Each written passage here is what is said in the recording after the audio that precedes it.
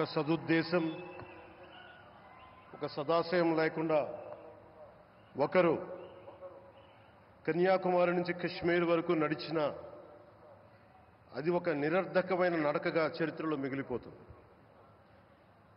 కానీ ఒక సదాశయంతో, ఒక సత్సంకల్పంతో ఇంకొకరు కన్యాకుమారి నుంచి కశ్మీర్ వరకు ప్రజలందరితో మమేకమై వారందరినీ ఏకతాటిపైన నడిపిస్తే అది ఆత్మనిర్భర భారత్ అవుతుంది.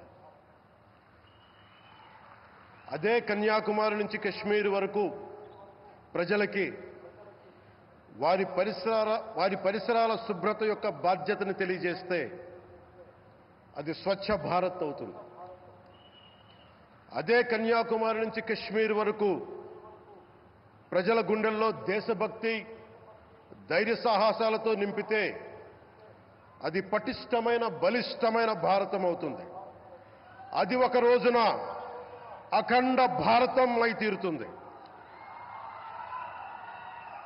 ఒక బలమైన భారత్ కోసం, ఒక దృఢమైన దేశం కోసం, జగత్తంతా వసుదైక కుటుంబం అనే భావన కోసం 4.5 దశాబ్దాలుగా పరితపిస్తూ, పరిశ్రమిస్తూ ఆ దారిలో ఎదుర్కొన్న ప్రతి పరాజయాన్ని, పడ్డ ప్రతి అవమానాన్ని నవ్వుతూ స్వీకరిస్తూ, వాటినే విజయాలకి ఇంధనంగా వాడుకుంటూ, దేశాన్ని అభివృద్ధి పథంలో నడిపిస్తూ, భారతదేశాన్ని ప్రపంచంలోనే 3వ బలమైన ఆర్థిక వ్యవస్థగా తీర్చిదిద్దేలా నడిపిస్తున్న మన ప్రియతమ ప్రధాని, మన గౌరవ ప్రధాని శ్రీ నరేంద్ర మోదీ గారికి నా తరపున 5 కోట్ల మంది ఆంధ్రప్రదేశ్ ప్రజల తరపున నా హృదయపూర్వక నమస్కారాలు.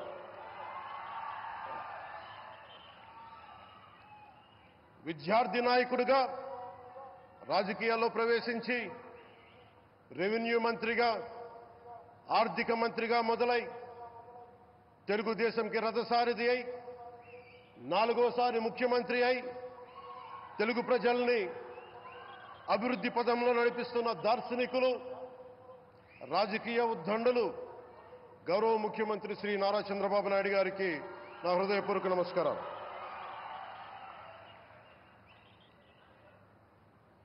తోటి మంత్రివర్గ సహచరులైన ప్రతి ఒక్కరికి, నారా లోకేష్ గారికి, ఎన్డీఏ కూటమి శాసనసభ్యులకి, నాయకులకి, బీజేపీ నాయకులందరికీ పేరు పేరున నా నమస్కారాలు. కార్యకర్తలకి నా హృదయపూర్వక నమస్కారాలు. బీజేపీ నాయకురాలు శ్రీమతి పురంధేశ్వరి గారికి నా హృదయపూర్వక నమస్కారాలు. మా ఎన్డీఏ కూటమికి 164 అసెంబ్లీ స్థానాలు, 21 మంది పార్లమెంట్ సభ్యులనిచ్చి మమ్మల్ని వారి విలువైన ఓటుతో వేసి గెలిచిన ప్రతి ఒక్కరికి ఆడపడుచులకి, అక్క చెల్లెలకి, పెద్దలకి, పిన్నలకి, యువతులకి, యువకులకి పేరు పేరున నా హృదయపూర్వక నమస్కారాలు. ప్రజలు ఎన్డీఏ ప్రభుత్వాన్ని నమ్మారు, నిలబడ్డారు. అలా నిలబడినందుకే ఈ రోజున మన గౌరవ ప్రధానమంత్రి గారి సారథ్యంలో ఈ ప్రారంభోత్సవాలు కానీ, శంకుస్థాపనలు కానీ, అది దక్షిణ కోస్తా రైల్వే జోన్ కావచ్చు, కృష్ణపట్నం ఇండస్ట్రియల్ పార్క్ కానీ, గ్రీన్ హైడ్రోజన్ హబ్ కానీ, అనకాపల్లి బల్క్ డ్రగ్ పార్క్ కావచ్చు, 6 కొత్త రైల్వే ప్రాజెక్టులు కావచ్చు, వీటన్నిటిని వచ్చే పెట్టుబడి దాదాపు 2,10,000 కోట్ల రూపాయల పెట్టుబడులు, 7.5 లక్షల మందికి ఉపాధి అవకాశాలు. అవినీతితో కూరుకుపోయి ఉపాధి అవకాశాలు లేక, ఉద్యోగ అవకాశాలు లేక విలవిల్లాడుతున్న సమయంలో మీరు నిలబడ్డారు. అందుకే ఈ రోజున ఈ 2 లక్షల పైచిలుకు పెట్టుబడితో 7.5 లక్షల ఉపాధి అవకాశాలు లభించి మనందరికీ ఇచ్చినందుకు మనస్ఫూర్తిగా ప్రధానమంత్రి శ్రీ నరేంద్ర మోదీ గారికి చేతులెత్తి నమస్కరిస్తున్నాం. ఇవి కాకుండా కొత్త హైవేల నిర్మాణం విస్తరణ, అలాగే అమరావతి రాజధానికి పెట్టుబడులు, పోలవరంకి నిధులు, 15th ఫైనాన్స్ కమిషన్ నిధులు కానీ, జల్ జీవన్ మిషన్ కోసం ప్రతి ఇంటికి నీరు, రక్షిత మంచినీరు రావాలి ఆయన ఆకాంక్ష, ఆయన ఆశయం. మనకు గంట కాదు 24 గంటలు రావాలని పడ్డ తపన ప్రధానమంత్రి గారిది. వీటన్నిటికీ చేయగలుగుతున్నాం, ముందు ప్రారంభించామంటే మీరు మా మీద పెట్టిన భరోసా, మా మీద పెట్టిన నమ్మకం, గౌరవ ప్రధానమంత్రి గారి మీద మీరు చూపించిన నమ్మకం. ఈ రోజున అది 2 లక్షల పైచిలకు పెట్టుబడులుగా ఇక్కడికి వచ్చింది. ఎక్కడో మన మారుమూల గ్రామాల్లో 70 సంవత్సరాల పాలనలో గ్రామాలకి రోడ్డు లేదు. ప్రధానమంత్రి సడక్ యోజన కింద ఈ రోజున మనం మారుమూల గిరిజన గ్రామాల్లో కూడా రోడ్లు వేయగలుగుతున్నామంటే దానికి ముందుండి మాకు వెన్నుతట్టి మాకు నిధులు సమకూరుస్తుంది నరేంద్ర మోదీ గారు.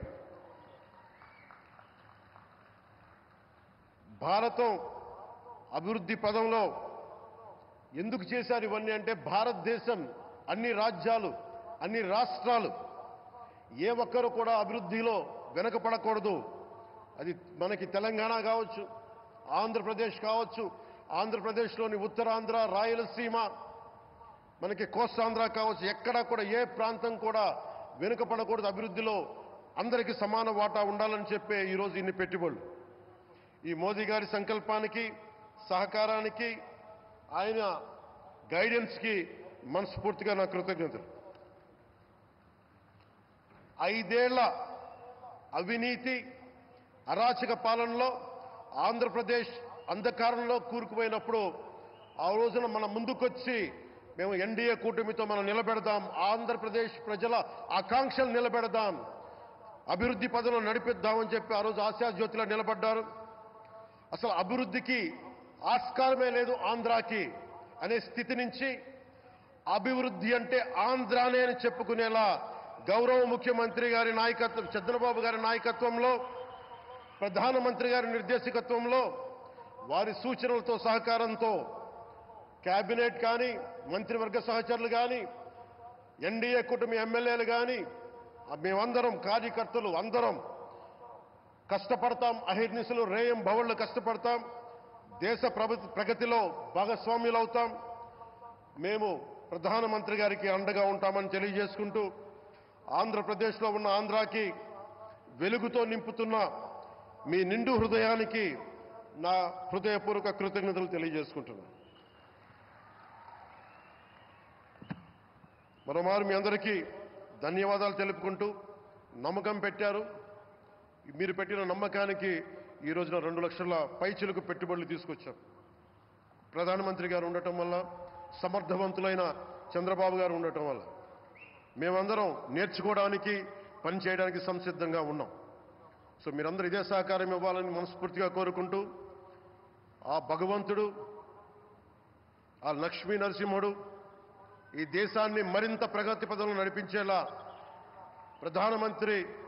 గౌరవ ప్రధానమంత్రి శ్రీ నరేంద్ర మోదీ గారికి దీర్ఘాయుష్ ఇవ్వాలి, ఆరోగ్యం ఇవ్వాలని మనస్ఫూర్తిగా కోరుకుంటూ, ఆ లక్ష్మీ నరసింహుడిని వేడుకుంటూ సెలవు తీసుకున్నాను. జై భారత్, జై హింద్.